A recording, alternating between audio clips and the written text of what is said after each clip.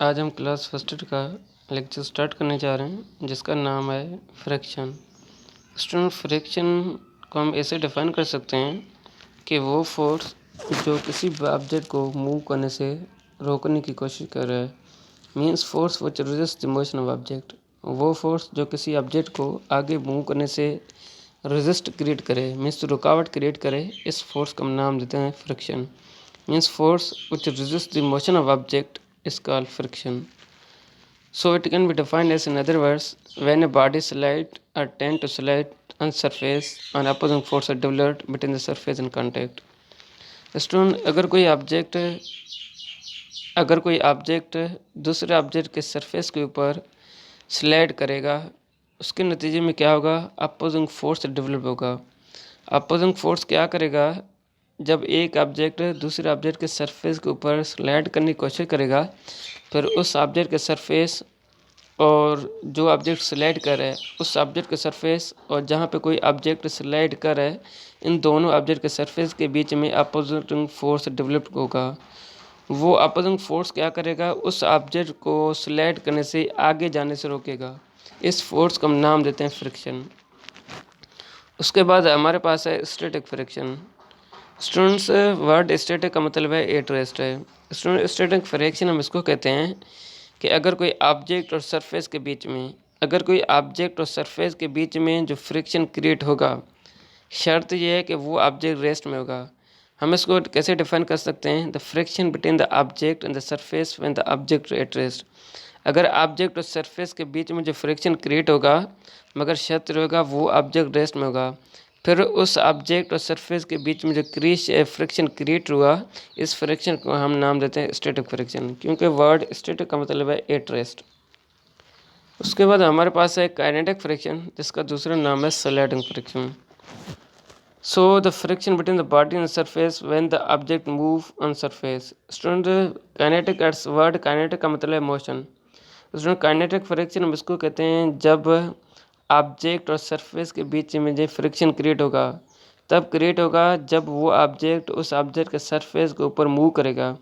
फिर इसके दौरान इन दोनों ऑब्जेक्ट के सरफेस के बीच में जो अपोजिंग फोर्स क्रिएट हुआ, इस अपोजिंग फोर्स को हम नाम देते हैं काइनेटिक फ्रिक्शन, क्योंकि वर्ड काइनेटिक का मतलब है मोशन। फिर हम इसको ऐसे डिफाइन कर सकते हैं, it is the friction between the two surface of object when the object is moving. Such friction are known as kinetic friction और स्लाइडिंग फ्रिक्शन। उसके बाद हमारे पास है रोलिंग फ्रिक्शन। स्टूडेंट्स, आप वर्ड रोलिंग को जानते ही, जब आप सुन रहे हो वर्ड रोलिंग फ्रिक्शन, इसका आधा आइडिया आपके माइंड में आना चाहिए, क्योंकि वर्ड रोलिंग का मतलब ये है स्टूडेंट, अगर कोई स्पेरिकल ऑब्जेक्ट एक ऑब्जेक्ट के दूसरे सरफेस के ऑब्जेक्ट पे रोल करने की कोशिश करेगा, या जब रोल करेगा फिर उस ऑब्जेक्ट के सरफेस और जहाँ पे वो ऑब्जेक्ट रोल कर रहा है, इन दोनों ऑब्जेक्ट के सरफेस के बीच में अपोजिटिंग फोर्स क्रिएट होगा। इस फोर्स ऑफ फ्रिक्शन को हम नाम देते हैं रोलिंग फ्रिक्शन। फिर हम इसको कैसे डिफाइन कर सकते हैं? Friction between the body and the surface when the spherical और circular body move on horizontal surface. Student, जब कोई सर्कुलर या स्पेरिकल बॉडी किसी हॉरिजॉन्टल सरफेस के ऊपर मूव करने की कोशिश करेगा, फिर वो सर्कुलर ऑब्जेक्ट और हॉरिजॉन्टल स्मूथ सरफेस के बीच में जो फ्रिक्शन क्रिएट हुआ, इस फ्रिक्शन का नाम देते हैं रोलिंग फ्रिक्शन। जैसे आप देख सकते हो स्टूडेंट, आप व्हील देख सकते हो, अगर कोई व्हील अर्थ के सरफेस के ऊपर मूव करेगा, वो क्या बन जाएगा? रोलिंग फ्रिक्शन होगा। जैसा आप देख सकते हो स्टूडेंट, बाल है, अगर हम बाल को थ्रो करने की कोशिश करेंगे, बाल क्या करेगा?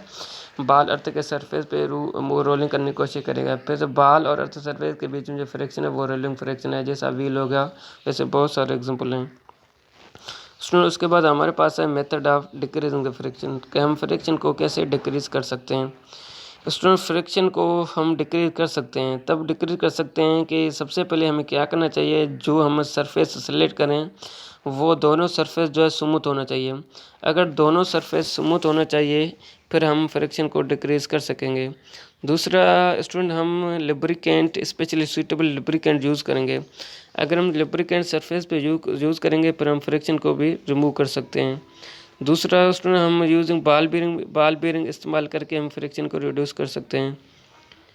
थर्ड ये making the front of fast moving bodies along blank shape। वैसे जो स्टूडेंट हमारे पास बहुत सारे मेथड फ्रिक्शन को रिड्यूस करने के लिए बहुत सारे मेथड हैं, मगर आपके टेक्स्ट में इनका जिक्र है। इसके लिहाज से सबसे पहले हम लुब्रिकेंट यूज़ करेंगे, बॉल बीयरिंग यूज़ करेंगे, या दो सरफेस के बीच में जो है हमें जो है वो सरफेस ले करेंगे जो स्मूथ होना चाहिए। अगर इन तीनों को माइंड में रख के हम फ्रिक्शन को रिड्यूस कर सकते हैं।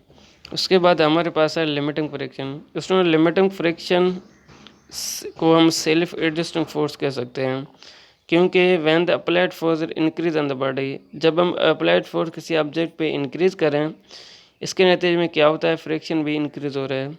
But the force of friction between the surface can not exceed the maximum value. उस ऑब्जेक्ट के सरफेस और फिर क्या होगा, दो सरफेस के बीच में हमारे पास जो फोर्स ऑफ फ्रिक्शन होगा वो मैक्सिमम वैल्यू तक नहीं पहुंच सकेगा। फिर इस मैक्सिमम वैल्यू का हम नाम देते हैं लिमिटिंग फ्रिक्शन। सो इसके लिहाज से स्टूडेंट इसका जो सिंबल एफ है micro which is equal R बन जाएगा। स्टूडेंट आर क्या है, आर हमारे पास नॉर्मल रिएक्शन सरफेस है, नॉर्मल रिएक्शन फोर्स है। एफ को आपको जानना चाहिए, ये हमारे पास लिमिटिंग फ्रिक्शन है। और माइक्रो क्या है, माइक्रो हमारे पास कोफिशिएंट ऑफ फ्रिक्शन है। सो स्टूडेंट उसके बाद हमारे पास कोफिशिएंट ऑफ फ्रिक्शन है। स्टूडेंट कोफिशिएंट ऑफ फ्रिक्शन जो दो फ्रिक्शन के बीच में रेशियो होता है, एक तो हमारे पास लिमिटिंग फ्रिक्शन होता है, दूसरा हमारे पास नॉर्मल रिएक्शन फोर्स होता है। स्टूडेंट्स अगर आपसे कोई पूछेगा तो कोफिशिएंट ऑफ फ्रिक्शन क्या है, आप इसको डिफाइन कर सकते हो, the ratio between the limiting friction and the normal reaction force. Limiting friction और नॉर्मल रिएक्शन फोर्स के बीच में जो रेशियो है इसको हम नाम देते हैं कोफिशिएंट ऑफ फ्रिक्शन। और उसके बाद स्टूडेंट इस कोफिशिएंट ऑफ फ्रिक्शन का कोई यूनिट नहीं होता है।